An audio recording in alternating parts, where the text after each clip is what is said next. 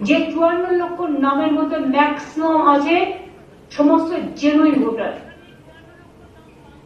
এই যে বলছিলাম যে একজন খুনিরও অধিকার আছে তাকে ডিফেন্ড করার, যার নাম ডিলিট করা হয়েছে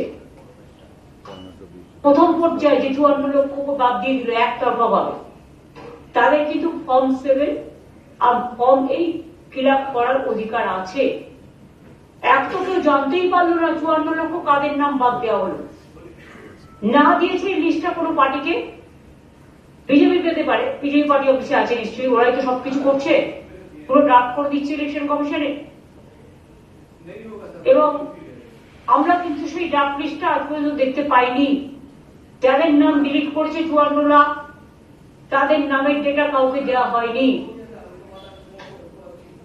যদি বলেন লোকে অবজেকশন বা ক্লেম করছি না কেন, এই যে একটা এখানকার যিনি ভুড়িওয়ালা, নাম বলতে আমার ঘৃণা লাগে, তিনি একটা বলেছেন 3টে ক্লেম জমা করেছেন।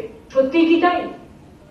হাজার হাজার অসহায় মানুষকে 4 ঘন্টা 6 ঘন্টা 8 ঘন্টা ধরে বসিয়ে রাখছেন। যদি আপনি ডিসক্লোজই না করেন যে কাদের নাম বাদ গেল, তারা জানবে কি করে?